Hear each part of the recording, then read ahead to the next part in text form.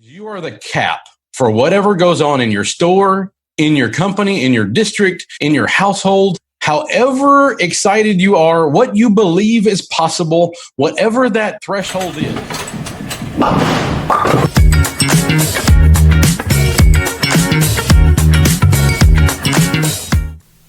Hey, good afternoon, team. Jim Cripps here with the Charge Forward podcast, and I have a great guest for you today. It is my long-term friend, Mr. Lagutin. He's a rock star. He's just a great family man, hard-working dude that I am proud to call my friend, and I'm glad he's joined me in the studio today. Man, I'm so glad to be here. It's exciting. I love it, man. So, we've known each other almost a decade. Right at it, yeah. I think both Castle and Raleigh were about one. Yeah. And they're both turning 11 or have turned 11. So, yeah. Well, and I remember the first time I ever heard your name, Brenda Wilt. Yeah. She was like, hey, do you know Lagutin? And I was like, what? And she goes, Lagutin. And I'm on the phone. I'm actually in California talking to her on the phone. And I didn't understand what she said. And she goes, the Sprint guy, Lagutin. And I was like, oh, yeah, I know who. So, I think we met that next week. And I knew who you were because we'd been in the same industry for, a decade or 2 decades before that. And, ended up working together. And it was a kind of a trying time in that space. And we went through just an insanity of growth. And, one of the things I remember about you is you just jumped straight in. Like, it wasn't long after you started working there, like just a couple weeks, and we had to grow like crazy. And I was like, hey, I got a kiosk in Ocala, California that I need picked up this evening. And you were like, yeah, man, book the flight. I'll call Jenny. And he's like, all right. But she knows I'll be late. Oh, yeah. I remember that. And if you also remember about that trip, Raleigh decided to put his pocket knife in my briefcase, and I got stopped by TSA on the flight down. I remember that. Well, and I don't know if you remember this. So, not long after we started working together, you bought a razor, I bought a razor. We started riding together, all the things, and I forget what it was. I was dropping off some tires or something with Jason Walford, who worked at NES. And I forget what was going on, but I borrowed your truck. Oh, yes, because he worked at the power company. Right. Yes. And so I go to pull into the power company, and I did not know when I borrowed your truck, it just never even crossed my mind that your firearm was right there. And of course I pull in, and this is a secure area where you're not allowed to have anything like that. And I am sitting at the booth in a mild freak out moment. And I'm like, no, I'm in the wrong place. And he was like, just pull in and turn around. I'm like, no, I can back out. So, but yeah, it was fun. And since that time, not only have we got to know each other, become great friends, our wives get along, our kids get along, just all the things. But one of the reasons that you came in today is to tell your dad's story. Yeah. And it's, I'm not going to say that there's nothing like it, because I'll guarantee you that somebody out there has got, an immigrant mom or dad that persevered through amazing things. But it does not take away from how amazing your dad's story is and what they did in order to ensure that you guys had a better life. Yeah. And it's a cool story, and what I'm proud of is where I am today, who I am, right? But it's also cool that I am first generation American, right? Like, I am the first person in my family to be born in the United States, right? And when you hear that, it's like, you see it on the news and you hear the election and all this stuff, but me and you aren't that far removed from that, and where my life could have changed, or my life could have taken a different direction, or I wouldn't have met Jen, right? Like, if I wasn't born in the United States, I wouldn't have Lucy and I wouldn't have Raleigh, and it's all on the foundation that my dad and my mom built for us, right? And so that's cool. Well, and it was with extreme sacrifice, because I didn't even know this until recently, but they actually had your older sister was born in the Philippines, and it was a considerable amount of time before she was allowed to join your parents. Yeah, mainly it was visas, number one, and number two was financial. They just could not afford to bring her when they came, right? My mom was pregnant with me when they came to the United States, and so I think my dad knew that he's not going to be able to provide for that. And so he had to make that decision to leave my older sister in the Philippines for a while with his parents until they could afford to get her here. Yeah, that's crazy. Yeah. Well, it's also, too, kind of the clock was ticking because they needed to get here before you were born.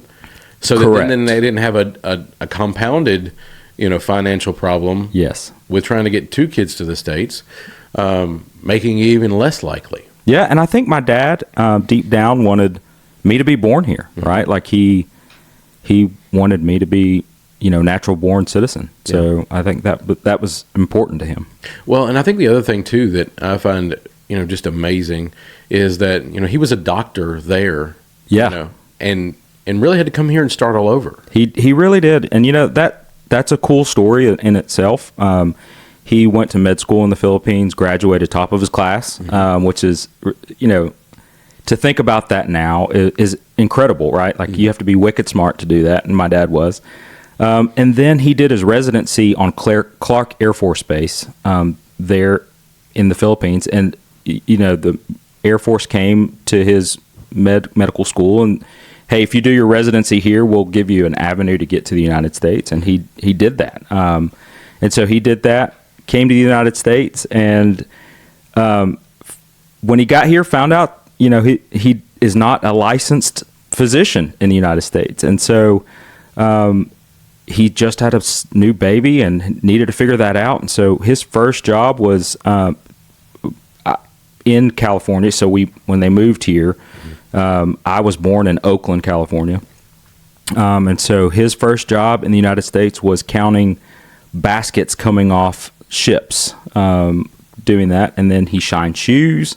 Going from being a doctor in the Philippines, to coming to the United States and not having anything, just to make it in the United States, right? I think that just proves just how powerful that dream was. Yeah. Right? Because, a lot of doctors and a lot of just people in general, we all have our egos, right? And our ego actually, I know it's meant to protect us, but then it ends up getting in the way a lot of times because maybe we're not willing to do that thing that we're going to have to do in order to survive or in order to get to that goal.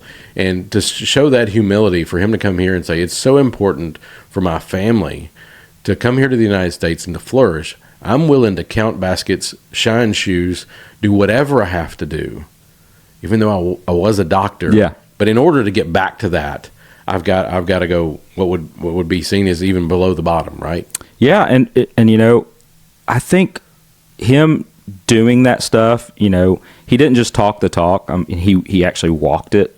He was willing to do anything he could to provide for me and my sisters, right? So there's three of us. I have an older sister and a younger sister, and they never raised us, or we weren't raised in this high society of my I'm a doctor and my kids aren't, so we were raised on hard work. And me having a family now and going through job changes and going through different careers in my life, I've never been ashamed to do whatever I needed to do to put food on the table, or to make sure the house is paid for, or make sure my kids have a warm place to sleep, right? And so, I can remember going back and losing. I got laid off from one job and didn't know what I was going to do. And a buddy of mine owned a drywall company, and I wasn't ashamed to go work and carry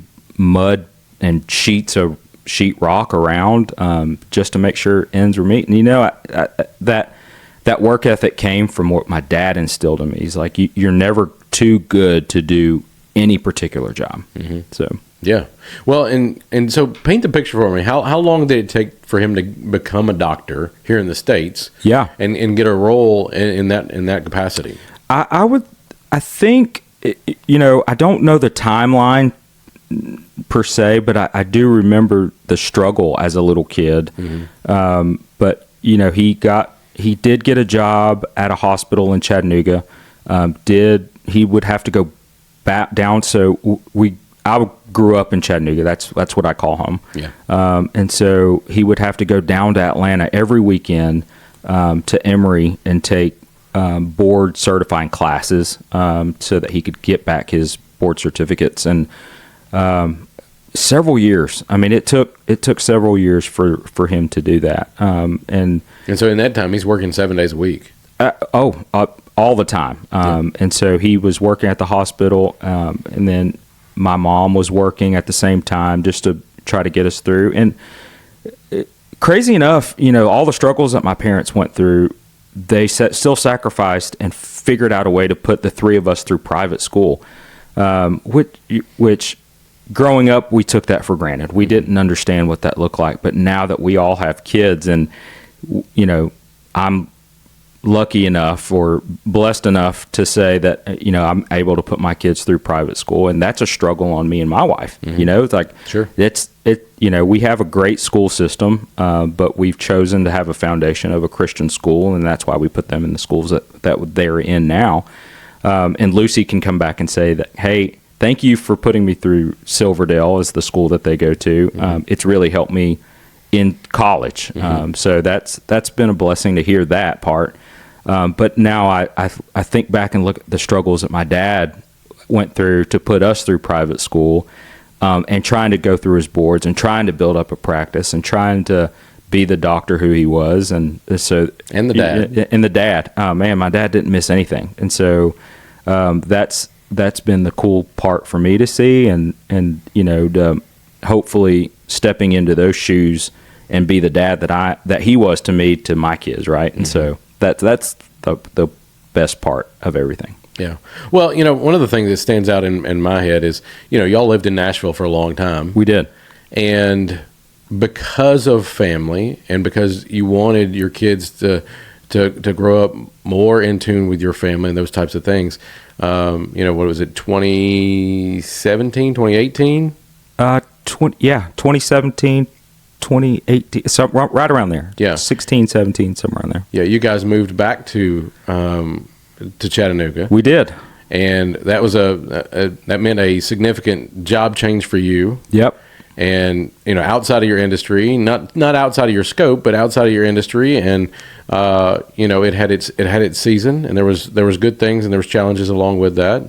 So if you will, just kind of walk us through that, because there's a lot of people that would find 50 reasons not to pick up and move, and do what you did. Yeah. Well, I have to say, the main thing is Jen. So, she was working from home, and that was like a new thing, right? So working from home was new. So her job, she was working from home. So she was able to move wherever we needed to move to, as long as she was in a certain territory. So Chattanooga being one.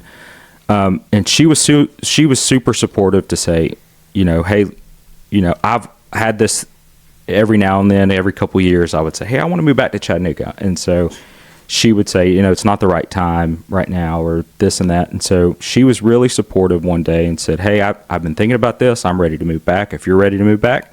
And so we were able to move back. But when we did, the job that I was doing here in Nashville at the time ended up having an opening in Chattanooga. And so I threw my name in the hat and ended up getting it. So we were able to move back. And, we've been back, I think, 8 years now. We're going on 8 years. And as you know, we lost my dad back in March. And so I'll never ever regret that sacrifice of moving back to Chattanooga. Yes, we gave up a lot, right? We gave up our house here in Franklin.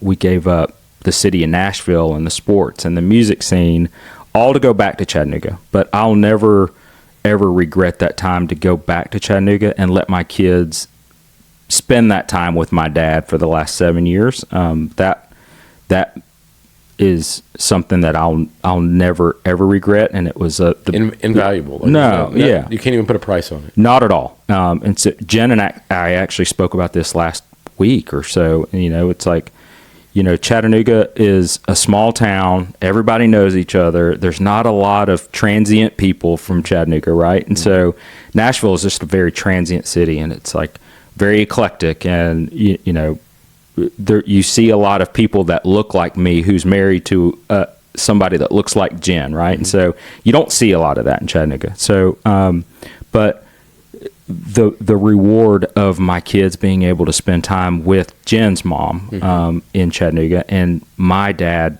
until he passed, that's worth every bit of the sacrifice that we had to make. Oh yeah. Absolutely.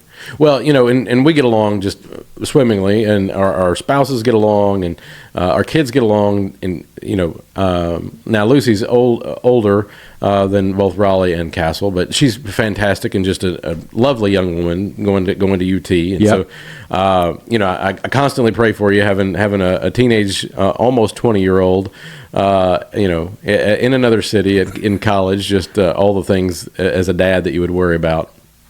But, one of the things that kind of pops off in my head is you told me not too long after we met, you were telling us the story of how you met Jen's family for the first time.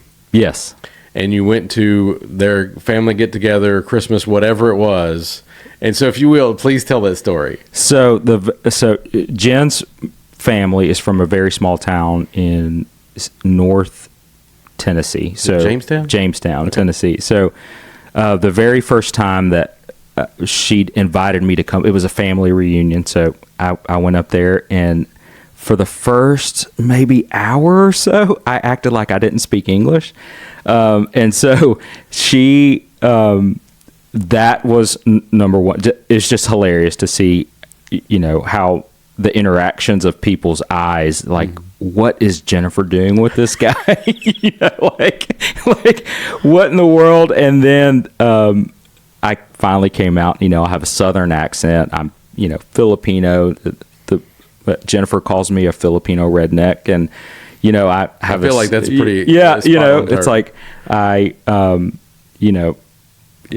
have a Southern accent, and so I start speaking to everybody. Well, that in turn flips everybody's heads up. It's like, okay, so first we didn't think he spoke English. Now he speaks Southern, Southern drawl, and so that was it's hilarious. Yeah. 30 minutes later, you're racing four-wheelers and got somebody's truck stuck in the mud. And got invited to the drinking shed. There you go. So they weren't allowed to drink in the house, and so, which Jennifer was very proud that I got invited by her uncles to the drinking shed. So, well, there you go. Yeah. I love it. Well, man, and one of the things that I find, I don't want to say interesting about you, because that's not the right word. Maybe I'm somewhat, I don't want to say envious, because that's too strong a word, but one of the things I admire about you is you have never met a stranger in your entire life. Like, you can walk up and strike up a conversation with anybody on this planet. It's a skill that I struggle with, but I mean, you're a master at it. I don't think you struggle with it. I don't think you give yourself enough credit for it. No, I think that us moving, Jennifer and I grew up in Chattanooga, and we decided that we wanted to, there's a great big world out there, right? And so we wanted to move around quite a bit. And when we moved here to Nashville, I think the largest part of our marriage we've spent here in Nashville, right? And so we figured out that there's not a lot of people from Nashville that can say, you're probably the only friend that I have that can originally say, like, hey, I'm from Nashville area, right? And so other than that, nobody from that lives in Nashville or Franklin, it's very rare that you find somebody that's native to Nashville. And so we had to figure out that, hey, everybody's in the same boat. Like, we're all trying to make it here, and it takes a village, and that's my biggest thing. So like, it takes a village to run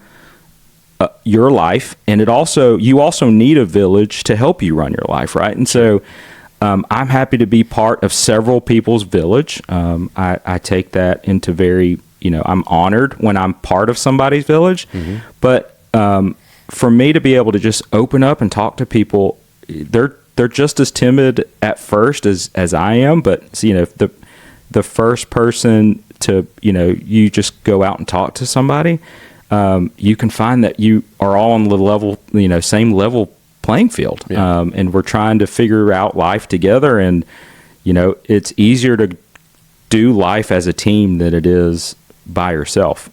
So that's just the way I am, and I think I was just born to be a little bit outgoing.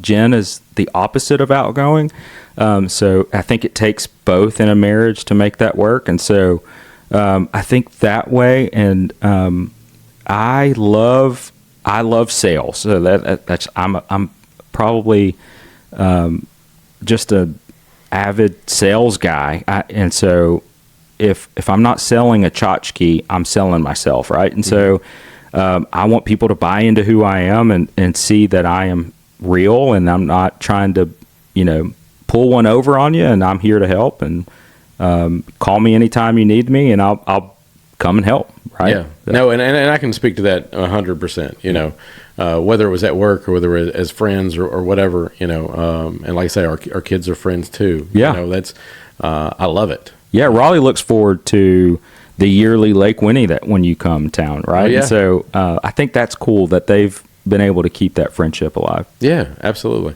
Well, kind of early on, we started riding razors together, and that, in my opinion, that is a totally separate bond, especially at Windrock. Maybe it's that way everywhere in the world. I don't know, but that's, you work through some things. You're going to break down. You're going to need somebody's help. You just all the different things that can happen out on a trail, with whether it's just the guys riding, whether it's the whole family riding, whatever that looks like. But we absolutely just have a blast whenever we're with you guys. It's like having a razor is at times can be the most stressful part of life. Like when you're driving through the woods and you break down, it can be so stressful. Mm-hmm. But yet again, what I was saying, it's better to get through life as a team. So you don't ever want to go into the woods by yourself, right? You need a team. And I think that us finding those challenges, I think we look for those challenges. Let's be honest. Yeah.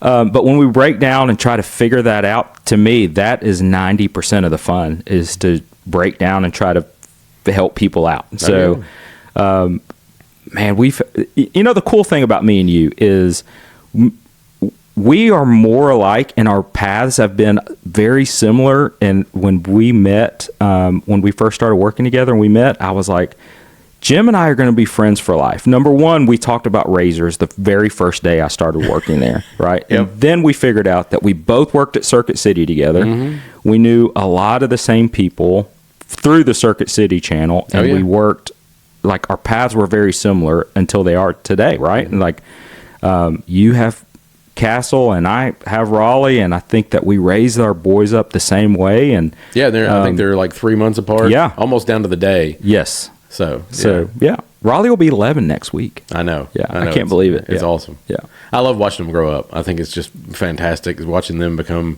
stronger and just growing into who they're supposed to be. Yeah, and I think that plays in large part why your dad did what he did. Mm-hmm. Is he had a vision, whether he was able to put it into words or not, that was so compelling. It was like, I am willing to do this crazy, scary thing. And I'm doing it because I think it's going to pay off, and that future generations and now, I think you guys are a case study for that. Yeah, I think so. Along with my dad's hard work, and his vision of seeing where he wanted us to be, mm-hmm. right, is his love for his love and his faith was very, very, very strong, right? And so Dad instilled to the three of us is hard work, family. You're here for your family, thick and thin, and his love for Christ. That was his three biggest things in life. And so I think Dad instilled that in me. And if I just follow those three steps, hard work, family, and God, I will be, to my kids what he was to me, right? And so, and I think that if I'm half the dad that he was to me, I'll be a great dad. So hopefully, the future is going to show that, and I strive for that. But my dad made all these sacrifices to leave a legacy, right? And so, me and my sisters, we all have kids, and they all, they looked up to my dad so much, and they respected him so much. But I think that they also got the hard work and the dedication and the family life through my dad, Sure. and through us. And so I think that's to me, that's the most important thing. Yeah. Now, I would be amiss if I said it was all sunshine and rainbows. Never. Yeah. Because, now how old were you when your parents divorced? 12. I was 12. My younger sister was 10. My older sister was almost 18, I think, about that time, if I'm not mistaken. Yeah. Yeah. And in a large part, she's been kind of absent from the picture. Yes. Unfortunately, I don't want to speak for my sisters, but I don't have a relationship with my mom. I care about my mom. She'll always be my mom. You only get one, right? And so I will always regard her and respect her as my mom, my mother, because she made the same sacrifices that my dad had to make, right, to get here. And so I'll always respect that, and it's still her gift to you. It is still, yeah. And if it wasn't for her, I wouldn't have my kids. And so I think that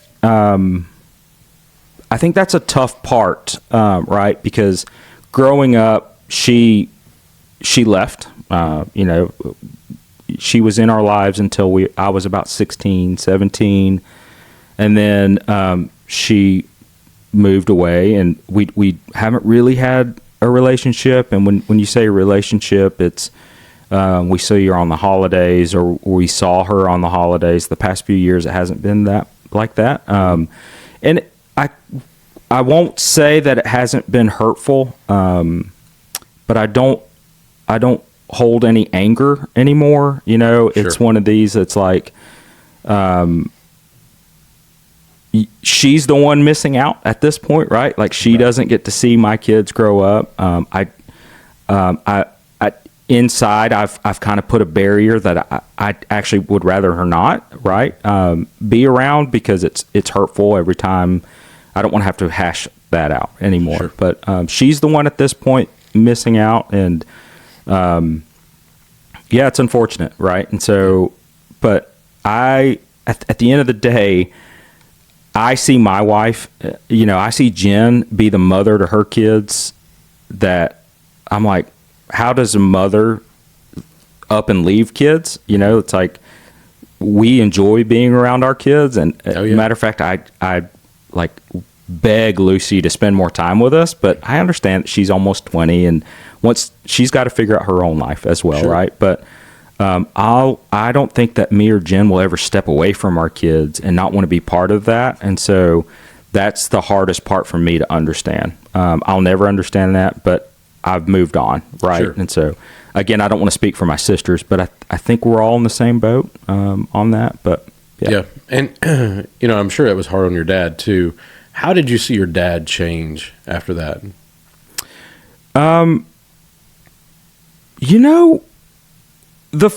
Here's the thing, Jim. Mm-hmm. So when they divorced,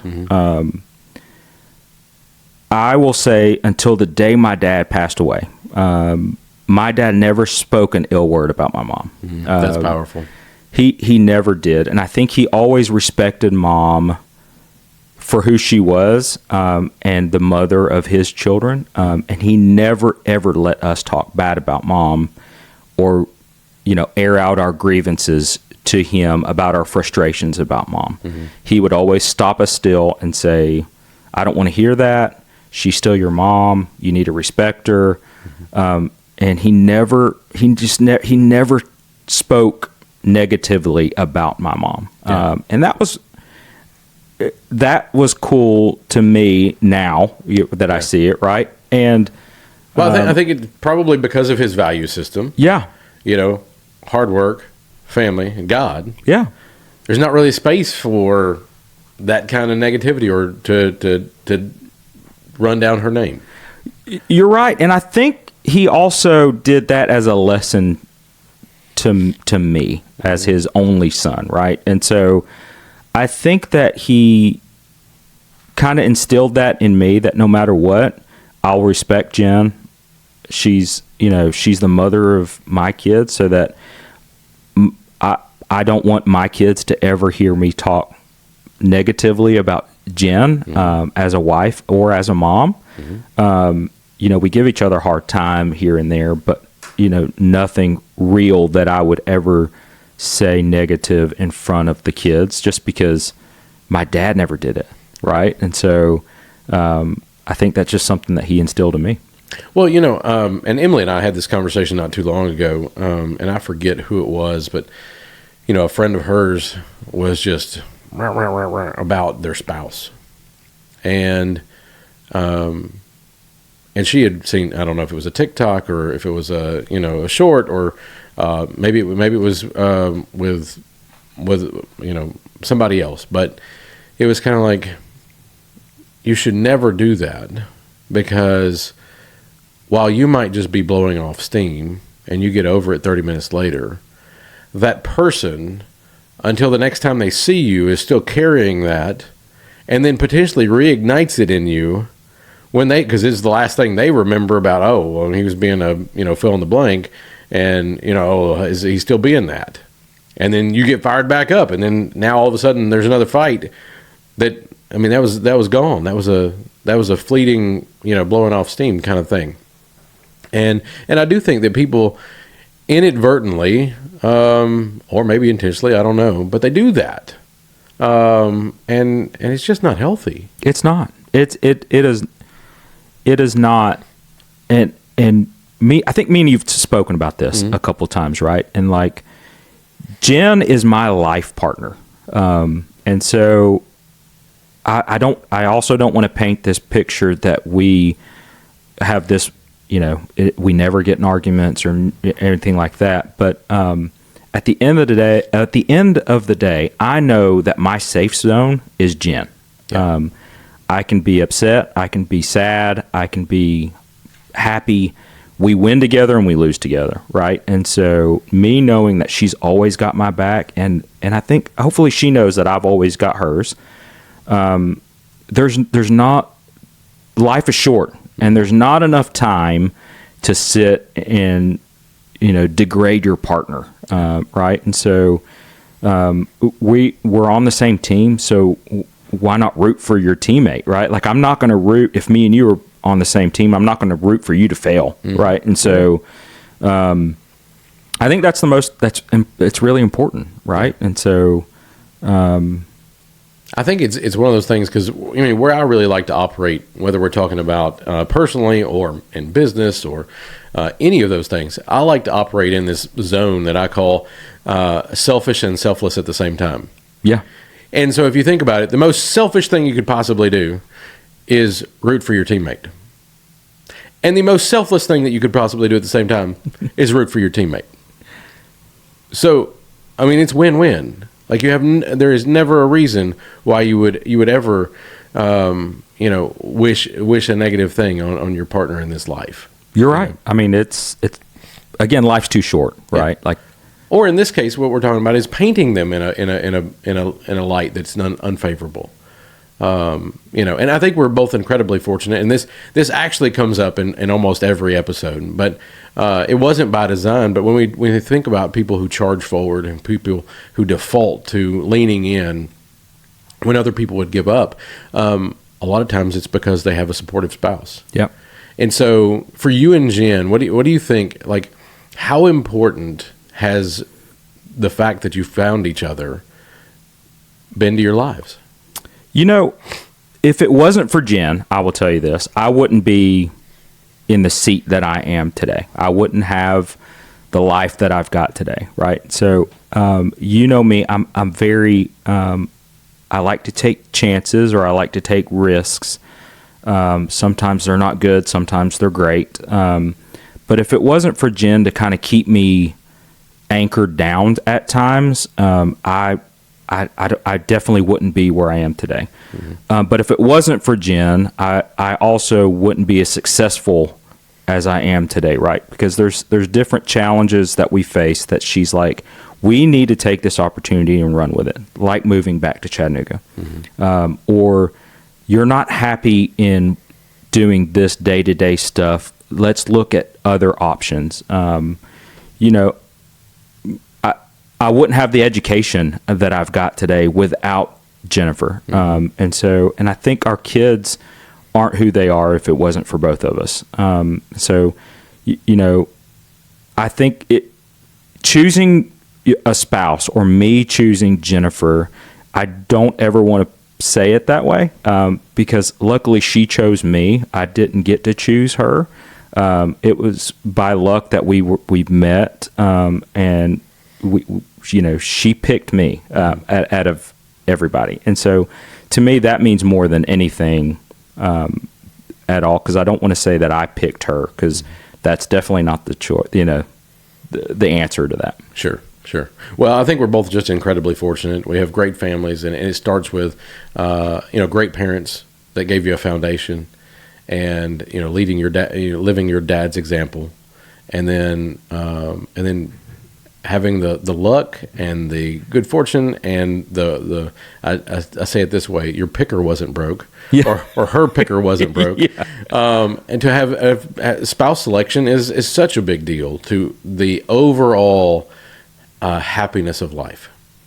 And again, with two wonderful kids, early on, when we met, Lucy was neck deep in dance, and I didn't even know that was a space. Like, I am so not a girl dad. Of course, Castle was maybe 2 at that time, or 1. And you were like, "Hey, Lucy's got a dance recital. Would y'all like to come?" And I was like, "Sure." Having no idea what we had signed up for. And I mean, it was fantastic. I mean, the ability of these, you could tell when did Lucy start in dance? She was 4. Her first dance class, yes. Okay, and so we're going to go back, say 9 years ago. So she would have been roughly 10. Yep. So the majority of her life she was in dance, even at 10 years old. And the majority of my life for her was at dance. Yeah. Oh, yeah. But these kids rocked it. And, Emily went, I don't want to say begrudgingly, but she was like, we're really going to a dance recital? And I'm like, it's for Lucy. And she was like, okay, all right, whatever. And, we go, and Castle's rocking along. I mean, it was like nothing we'd ever been to. Now, I don't know that I would want to sign up for that, to travel the world and go to those every week or whatnot, like, Oh, we did it. That was our life, and again, we were new to Nashville, right? Mm-hmm. And so signing Lucy up for dance got us to be able to meet other people who were in the same boat that we were, and some of our greatest friends till this day are our dance family that we had. Yeah. Unfortunately, Lucy quit dance, which breaks my heart every day. But she stopped and decided she wanted to cheer instead. So, but how awesome that she had the presence of mind to say, I want to do this. Most kids would have just kept doing what mom and dad had been putting into, and I'm doing this because I'm supposed to do this. Yep. But, to have a, strong-willed daughter that has a good foundation, knows who she is, enough presence of mind at, how old was she? Like 13 or so? Yeah, right around there. Yeah. To say... 8th grade. Yeah. To say, I want to do something different. It was hard on her. I think you and I have spoken about this.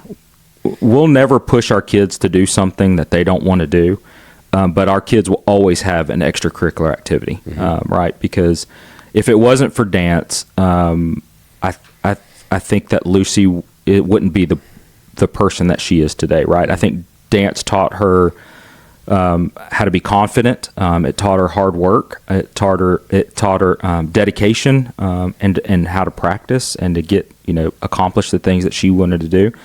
And it's success along the way. Yeah. I mean, they won a lot of trophies, and she, it was great to watch. I loved it. Matter of fact, her roommates, from college came and spent the weekend with us, and we pulled up all of her old dances and let them watch it. And so that was cool to see.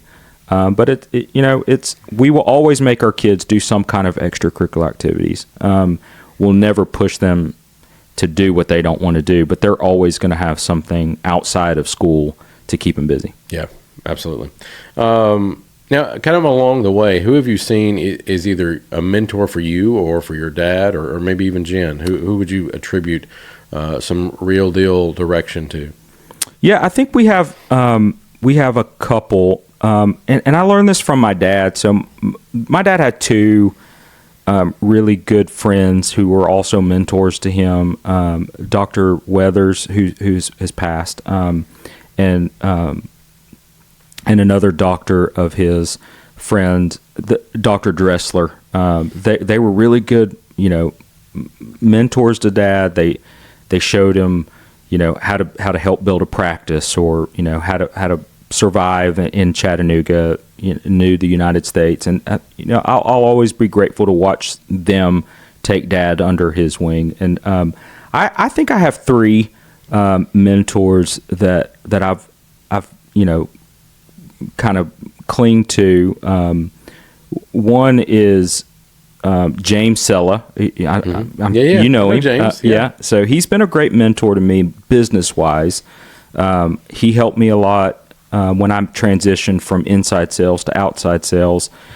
He really kind of took me under his wing and kind of showed me the ropes on that. And then Dan, he was with Sprint as well. He was out of Memphis. He passed a few years back, and he was probably one of my biggest mentors.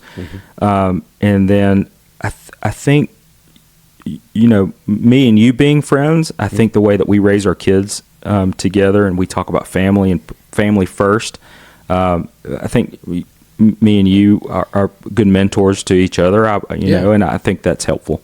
Yeah, bouncing ideas off of somebody that you think, doesn't not have exactly the same opinion as you do, but it also is a good enough friend to tell you when you're out of bounds. Yeah. Because there's a lot of people that'll just agree with you because they don't want conflict. Those are not your real friends. Your real friends will call you out on your mess. Yeah. And I think that mentorship, or those kind of friends, change in the season of life that you've got, right? Mm-hmm. And I think a lot of people think a mentor, they have to be older than you, or they don't, and that's really not the case. I think that if you have to surround yourself with like-minded individuals that will also call you out on your crap, right? And so I think that's the kind of friendships that you need in life, and that turn into mentors, right? And so I think in today's world, the past few years for me is we've become really good friends. Our wives hang out together a lot, and it's Gary Meadows. He's probably, the guy that I turn to now. Like, his kids are older.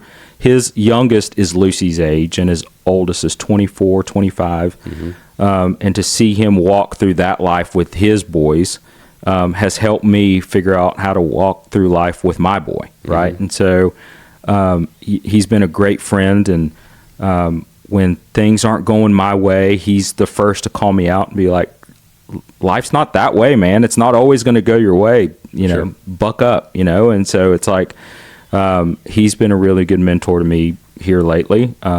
My best friend for my whole life is Jeremy. Mm-hmm. You know him. We worked together for a little while, and he's always been a great mentor to me and helped me through difficult times. He was there the day my parents got divorced, and mm-hmm. he was there the day Dad died, and so we walked through life together, and if it wasn't for his friendship and support, I wouldn't be where I am today. And so, again, like I said earlier, it takes a village, and that village to me means more than anything. It does. Well, and to talk about a little bit of a God moment, And when I bring this up, you're going to remember this. So this was like maybe a year and a half ago. Mm-hmm. You, Raleigh, Castle, and I went to Windrock. Yep. And the night before, we all got there a little bit late, so we ended up just meeting for dinner before we went to the cabin. And I asked about you and Jeremy. Yeah. And y'all had not spoken for like a year. Almost a year, yeah. Yeah. And I was like, how are you gonna do that? And it was this back and forth of, well, it's kind of in his court, and me kind of poking at you and going, well, I mean, it can be in your court and you can still help it along. And I don't know if he called or he texted while we were at dinner. Yeah. And it was like, he actually texted while we were riding razors in a trail, and he said, call me when you get a minute. Yeah. Which that was that was a God moment, right? And so Jeremy is my best friend, my ride or die, he's the guy that he's my buddy that we don't have to talk in the same room, and we know what we're saying to each other. Mm-hmm. And long story short, he was gracious enough to bring me on board at his work, at the company that he owns. And so when I did, we both had every intention for us to be there long term. Mm-hmm. And so I ended up leaving. I got another opportunity and I left. I didn't handle it the right way. Mm-hmm. We had every intention, we'd spoken about it. Hey, if you're not happy here, or if you're not happy with me being here, we need to have that conversation up front. Mm-hmm. And I didn't have that conversation with him soon enough. And it wasn't that I wasn't happy there. I just had a better opportunity somewhere else, and to be able to spend a little bit more time with the family. Sure. The position, where I'm at today, I have a lot more flexibility. And so that kind of put a bruise on our relationship for a little while. And so we didn't speak for a little while. And my heart hurt every day until we were able to patch things up. And we talk almost every day again. All right. And so that's what a true friend is you can have those disagreements and move on and then kind of get back together, which, again, that was really hard. That was probably the hardest time in my life outside of my family. Mm-hmm. That was hard. And for you to bring that up after I hadn't thought about it for a while, and then the next, like an hour later, me and him are having a conversation on the phone, and we work some things out, which it was a blessing, and I'm grateful for that every day. Yeah. Well, God has a plan, and sometimes we see it, and sometimes we don't, and sometimes it needs to smack us upside the head. Yeah, man, and I'll never. I made a mistake, and I feel like I've owned up to it, and I handled it incorrectly, and. Yeah, I regret that. But the reality is we're all going to make mistakes. Yeah. And anytime you're going to do business with somebody that is that close a friend, communication is critical. And there's never been a problem in the world. In fact, Nick Hyder, who owns this studio, great friend of mine, he says this: there's never been a problem in history that was made worse by the best communication. Yeah, you're right. I mean, it's spot on. Yeah. So, and I encourage any employer, whether you're a friend with somebody or not, this gets a little bit lost in translation, but this is the best way I've found to describe it to somebody. If I was going way back when, I would say, think of a hitchhiker. These days, I would say, think of a ride share. But, imagine that I'm in California and you are looking for a job. You're on the side of the road. You've got your resume, and we have a conversation. It's important, and it is my job. Now, I could say that it's both of our job, but I'm going to put it on the employer. It is the employer's job to find out what that potential employee's goal is. where are they trying to get to? Because with you standing there with your resume in your hand, it may be that you need to put food on your table, and it is literally to get out of the proverbial rain, and I have a car. Well, that gets you out of the rain. Yeah. But if we haven't talked enough to understand that you're trying to get to Alaska and I'm headed to Tennessee, well, because this is a two-way street in that you're putting stuff into the job, you're working, you've got effort, you've got life you're putting into that. So it's kind of like you're paying for gas as we go, but it's my car. Well, you get more aggravated the closer we get to Tennessee, the further you're getting away from your goal. So you get more frustrated. And I, not knowing that, which is really my fault for not finding out, but I get to wonder why is he not being grateful? Well, I'm allowing him to have a job. And so you're getting more frustrated. I'm getting more frustrated the further we go along, when really, if we would have known that our goals weren't aligned, we'd have never gotten the car together. Absolutely. At the same time, if I find out that you're headed to Texas and I'm headed to Tennessee, there is a clear jumping off point. There is a clear point where you should get out of the car because that's how you get to your goals, and I'm well aware of that. And I'm more likely to cheer you on because I'm like, hey, this is your exit, right? This is where you're headed. This is good. And so I do think it's on the hiring person to really dive deep into that and figure that out. Because if it's not mutually beneficial, then it's not going to succeed. Absolutely. So, but even in jobs, right? Like we can talk about that jobs, but that also happens in life, like your life or marriage or your kids, right? So like communication is key for everything. Yeah. And so, I think that the biggest mistakes that I've made in life are from poor communication. Oh, I think we could all probably hang our hat on that right there. Not being honest about what we're trying to achieve or what we're looking for in a situation, and then being mad at the other person for not knowing what we were unwilling to say. Sure. Yeah. I mean, especially in marriage. Yeah. But in any situation, Emily and I talk about that. And I think you and I were both very fortunate in that, one, we had great spouse selection, whether it was our selection or their selection. Yeah. Two, we've got great kids. By design. It's not like that just happened. We were very intentional with how we raised them, what kind of core values. But also because we have been wiser with our financial decisions, a lot of the things that a lot of people struggle with, we don't, because that's not a big concern in our household. By design. Like we made smarter decisions.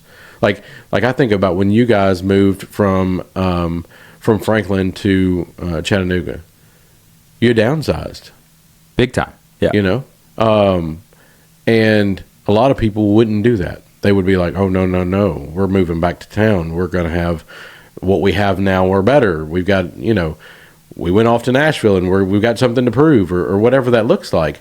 All foolish decisions. But you guys downsized, and you really it lined up with the whole reason you were moving back to Chattanooga was for quality of life and family. Yeah, and simplicity. Mm-hmm. I mean, that was the biggest thing. Now, would I move back to Franklin? Yes, I would move back if I could. But we're also content with where we're at, and I don't even know if you know this, Jim. We downsized again. Did you? We went to the golf course, right? We did. Okay. To another smaller house. Yep. And so we've made these changes, because the market's been right, and it's just been like we could cash in on little things. But then our expenses, the older my kids get, you think that they would go down, but they're actually going up. College is not cheap. And thankfully, Lucy is smart. She's very smart. And so she got...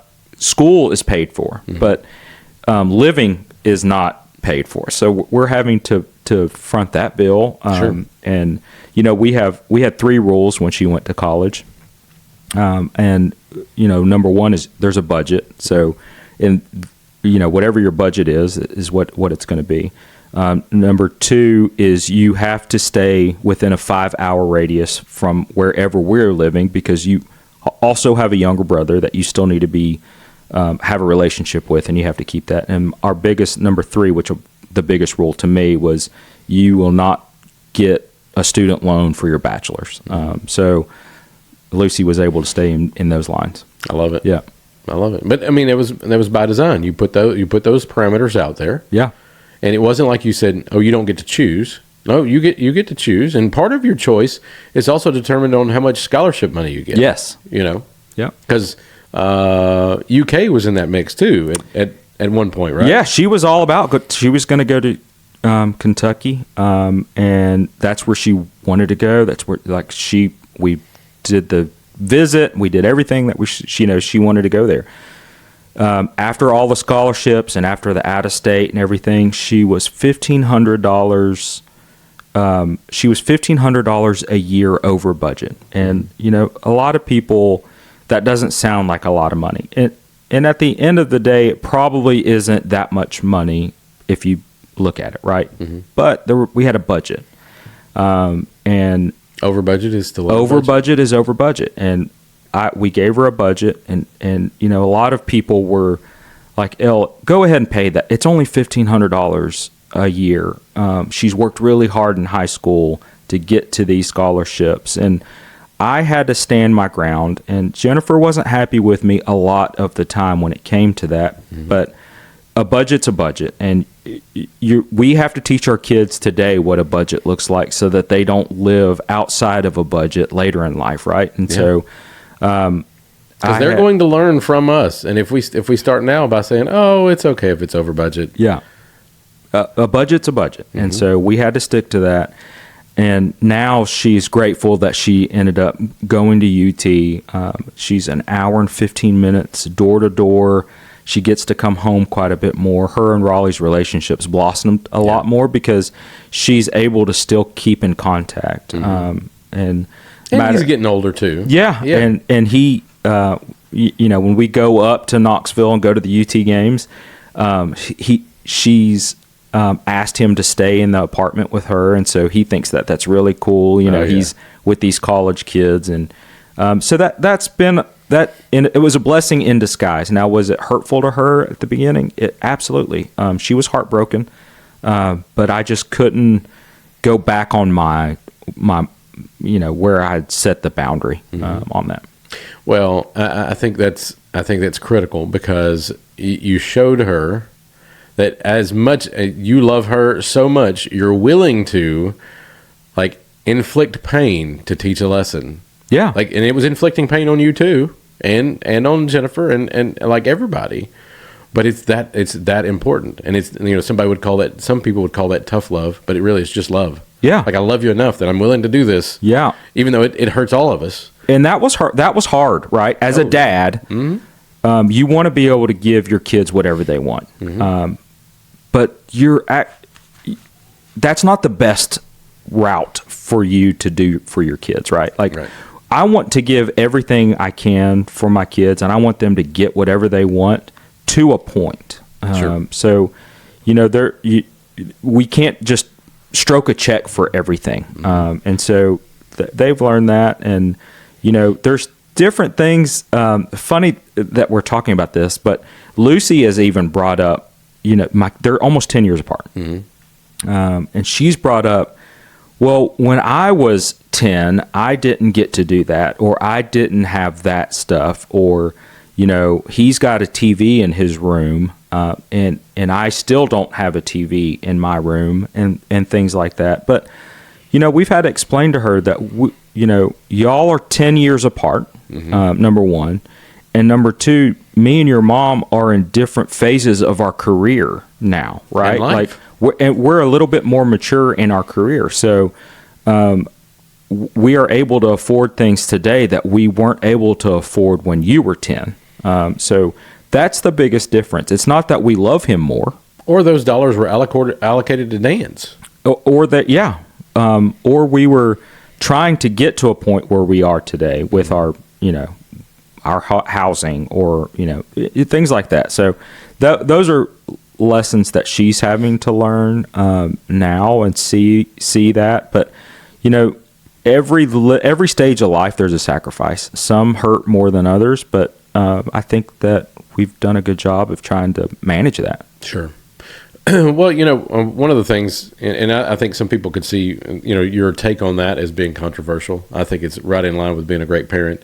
But one of the segments that we have a little bit of fun with on the Charge Forward podcast is, and I can't say I came up with this myself. It was actually from the GOAT podcast, the GOAT Consulting podcast that I was on years ago. And so shout out to John and Colby for that one. But it's called Things We Think But Do Not Say.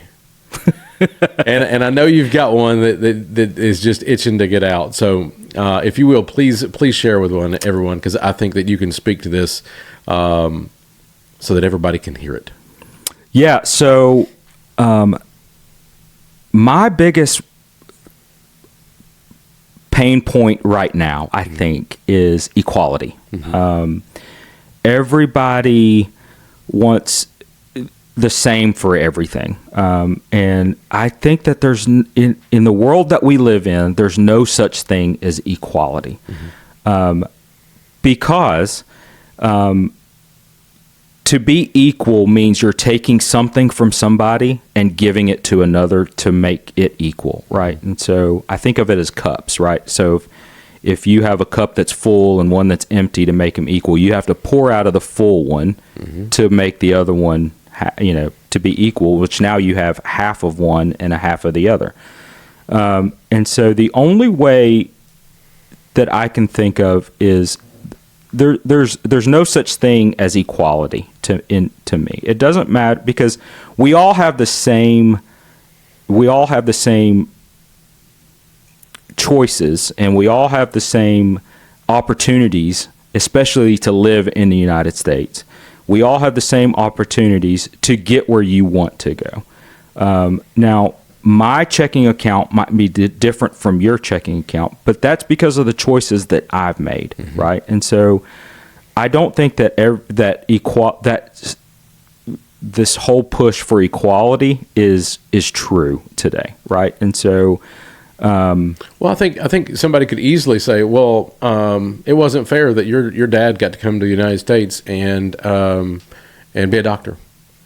Well, so you're going to dismiss the hard work, the risk, the leaving a child in his home country to come here to build a life, to shine shoes until he got back to being a doctor, to then provide for his family. I mean, hard work is what you're not accounting for in a lot of those cases. Yeah.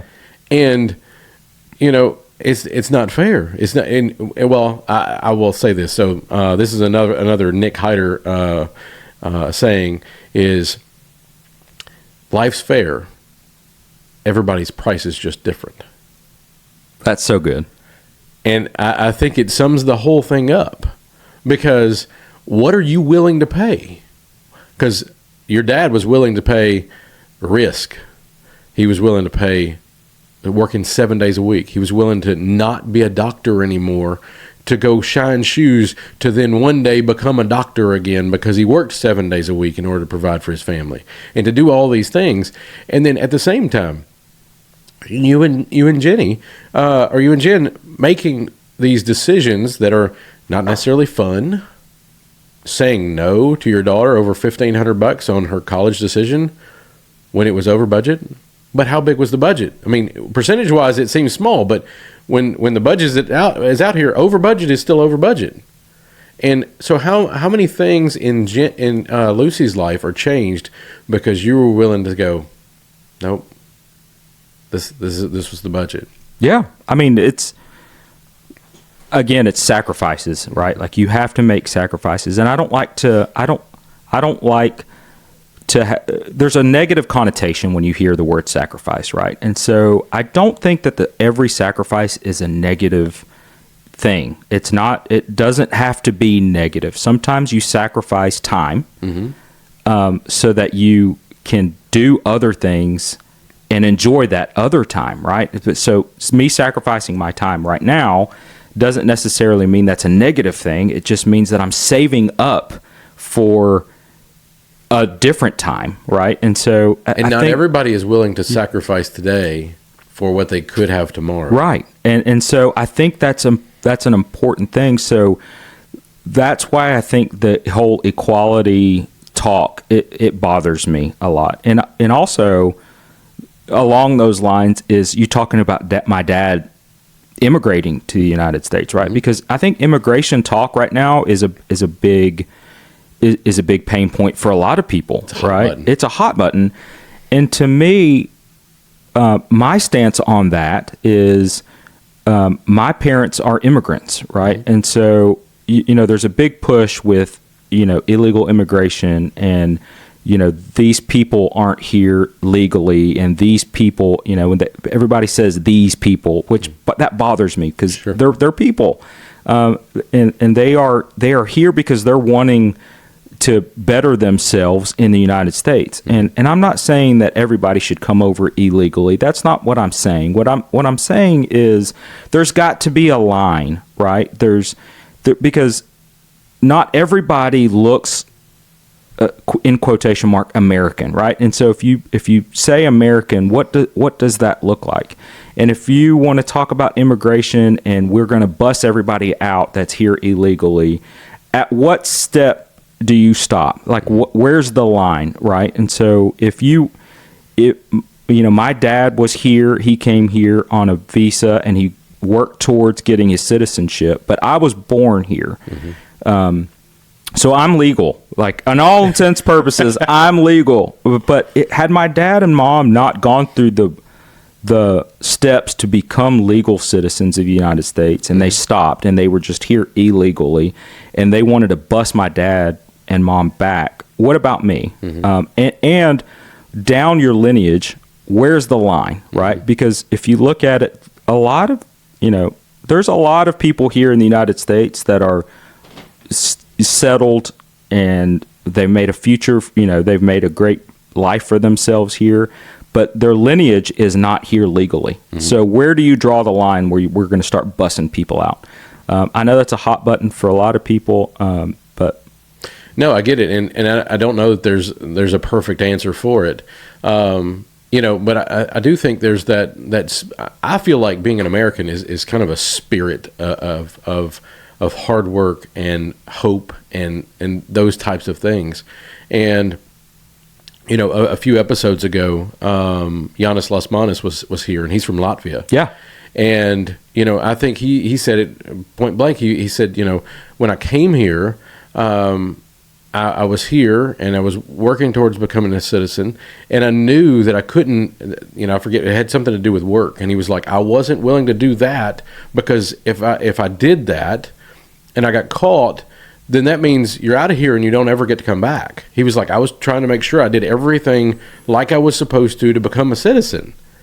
And I think there's so much to that, and almost to the point where I'm like, kids should have to go through a civics class to do the things that people who come here and come to the United States to become citizens should have to do, so that they understand what it means to be an American. Absolutely. I'm proud of that flag, and I'm proud of the decisions we get to make because of it.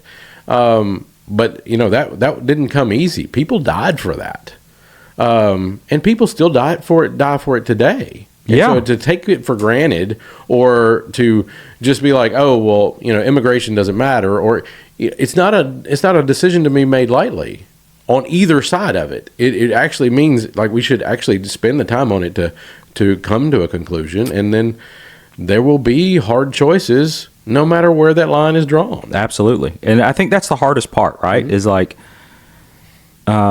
you have to make those decisions not lightly. Mm-hmm. We have to, you have to be educated on it and get some, and you have to listen to both sides. Mm-hmm. That I think that's I think the biggest problem that we have is that you aren't willing to hear the other side, and like you said earlier, I'm willing to talk to anybody, mm-hmm. and I'll be friends with anybody. I don't care what your stance is on political stuff or financial stuff. Like, we have a common ground somewhere. Yeah. But let's get to that common ground. Right. And then learn from each other. Well, I think, too, so many times these days, people want to poke at each other. Instead of having this dialogue where it's like, cool, we'll find the common ground, they're like, ooh, where can I poke at? Yeah. And it's like, well, I'm just going to leave. I'm not going to be a part of that. Like, I mean, if that's what somebody's spirit is, we're just not going to get along. And I'm not one that's going to argue about it. I'm just going to remove myself from the conversation because that's not a good use of my time. And I think one of the cool things about getting older, yes, I do think we get a little wiser. We can probably get a little more stubborn, those types of things. But I think also we figure out that we're going to tolerate BS far less because we got better things to do. And that's spend time with family or spend time working on who we're supposed to become or helping somebody, mentoring somebody. There's far too many things to do than to put up with somebody that's taking from your life. Absolutely. And I think that's really important too, right? Mm-hmm. Is to be able to have the strength to say, I don't want to do that anymore. Yeah. I don't want to listen to that anymore. Mm-hmm. I'm not going to be involved with that anymore. And so, that's really important to figure out. Yeah, right. It is. And I think, I also, along those lines of not being part of things, is when you're around people that, that they're always talking bad about somebody else. I'm not comfortable in that situation because when I leave the table, am I the next person that gets talked about? So yeah. I'm here to try to lift people up. Like I'm here to try to, how can I help you? How can I get you in a better spot? How can I bless you? And I'm not trying to be this holier than thou guy, but if you're part of my village, I'm going to make sure that our village is built strong, mm-hmm. right? And so I think that's important. Yeah. Well, speaking of building strong, I would say you and I both have been on a health journey, and especially back when we first met and not long thereafter, we were far less healthy than we are today. Yeah, absolutely. And so, I know what my journey's kind of been like, but please share with our guests, like what, I know you did some Orange Theory for a while, dialing in your diet and it's not like life hasn't happened. I mean, you've gotten thrown some serious roadblocks and challenges and heartache along the way. But how's the health journey? It's going really well. So, at my heaviest, I was 255. Mm-hmm. I'm down to 185, mm-hmm. 183. I've still got about 10 more pounds that I'd like to get to do. It's been hard. I think the easiest part for me was switching up my diet. Like I went out, I did keto for a long time. Sure. And then I got bored with it, and so I'd gained a little bit of weight back, and then now I'm just trying to watch portions now and just try to eat smarter. I don't always make the right decisions on that, but sure. It is seeing my dad go through the health struggles that he went through. I have promised myself that I don't want to do that. Like I want to enjoy life a little bit more. But I remember us having those conversations because it was like, he's a doctor, he knows better. And no, but you can't make your parents do anything. Well, that and doctors are the worst patients. Let's just be honest. Right. I want to be able to enjoy, that style, that kind of life, even the older I get. And number one is I got tired of being the fattest dad at the baseball field. Mm-hmm. I got tired of when it was time to do the dads versus kids to be the slowest dad on the field. Right. I got tired of that, and I got tired of just not being able to, be comfortable in my own skin. Mm-hmm. And so I'm trying to get there. It's still a work in progress. Oh yeah. And it will be forever. Because health is constantly evolving because we're getting older, and so we have to do things differently. But it's about trying to get that health span and that lifespan to match up, so you don't end up, sick the last 10 years of your life, or not able to play with your grandkids, or those types of things. Yeah. And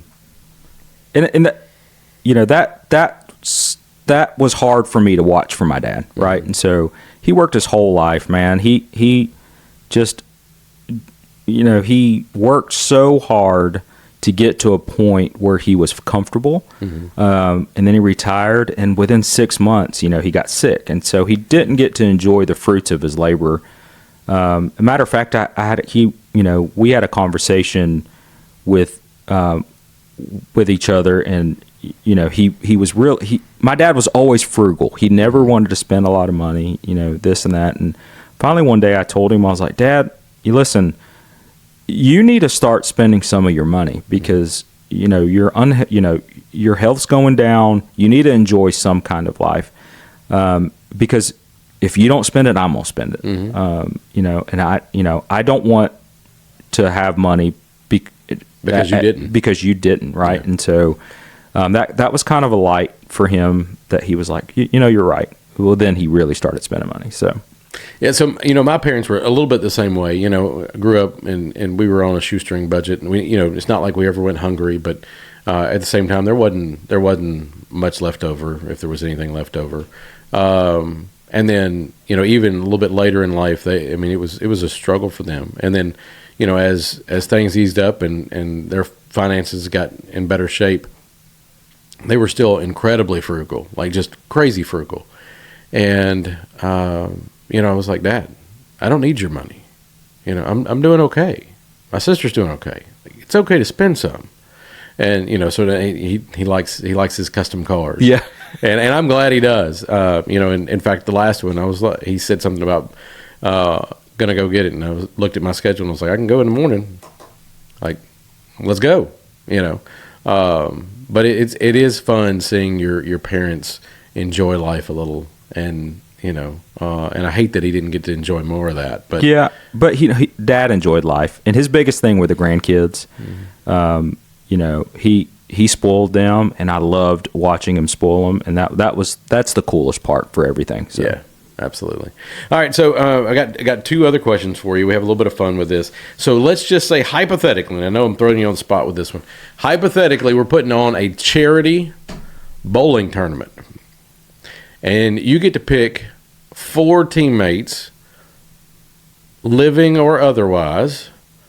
Could be celebrities, could be pro athletes, could be anybody you even know their name. But you want to get as many eyes on this charity event as possible. Who are your 4 players that join you? Living or... It doesn't matter. It doesn't matter. Anybody throughout history. Throughout history. Oh. Okay. So, JFK. Okay. Oh, yeah. That's good. All right. I think JFK would bring in a lot. Uh-huh. Muhammad Ali.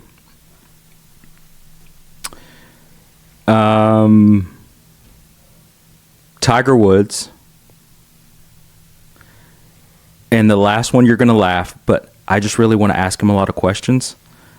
P. Diddy. Oh, wow.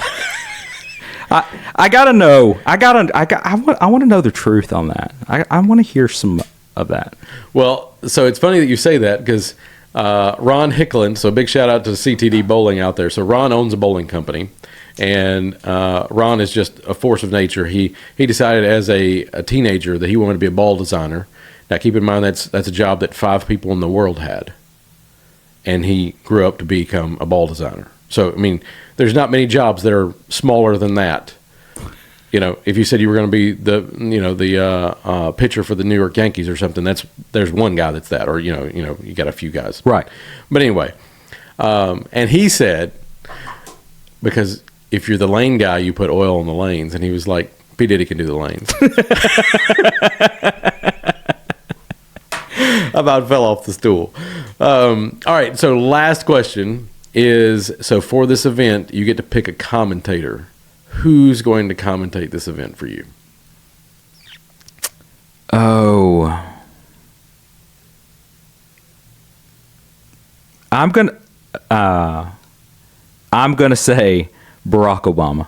Okay. All right. Barack Obama's going to commentate. Just because I think he does very well in his public speaking. Okay. And he would bring in a lot for the charity. Oh, you'd have some donors there, that's for sure. Yeah. All right, so we got JFK, Muhammad Ali, Tiger Woods, P. Diddy, and Obama. So the JFK and Ali are new, but multiple people have said Tiger. We had Virgil Herring on.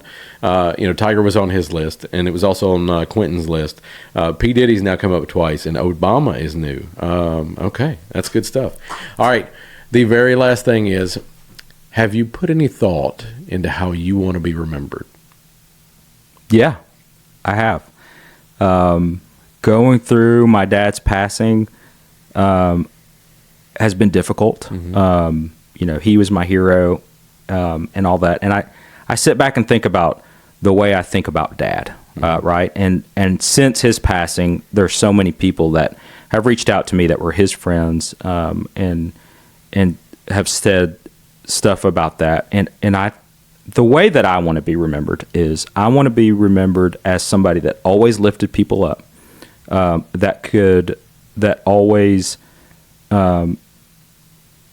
you have one person's phone number that you have remembered because you could call them and they would always come help. That's the way. And then I want to be remembered as a great husband and an amazing father. That's the four things that I want people to remember. That's the legacy that I want to build. Yeah. Yeah. You want to matter to the people who matter. Yes. Absolutely. Yeah. I love that, man. Well, Elle, thank you so much for coming in, hanging out with me today. It's been an absolute pleasure. And to everybody out there, I hope you took something away from this episode. I hope you learned something from whether it be the stories about Elle's dad and him believing in the American dream so much to take the chance on himself and to bet that he could create a life worth living here in the United States and that it would be the best thing he could possibly do for his family. What a gift that has been to Elle and his sisters and to future generations. Again, you can't go wrong by betting on yourself. And then at the same time, understand it's not going to be given to you. You have to put in that hard work. You have to strive towards it. And this myth of equality is really that, because you are the deciding factor in whether you and your family succeed. And it's about building a strong foundation, teaching future generations of that performance matters and that hard work matters, and that you have to have a strong foundation or you have to build it for you. So anyway, get out there. I wish you the best.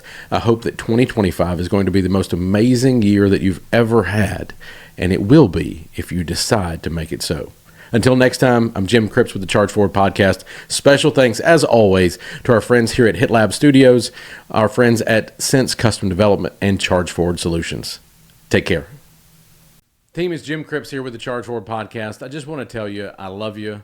I appreciate you listening. I appreciate you for subscribing and sharing the Charge Forward Podcast with people you know and you love, because that's what we're here for. We are here to share the amazing stories, the things that people have been through, the ways that they were able to improve their life so that you can take little nuggets from theirs and help improve your story and be better tomorrow than you were today. I hope that this is the tool you needed at the right time and that you find value in the amazing guests that we bring each and every week. Thanks so much, and don't forget, new episodes drop every Thursday.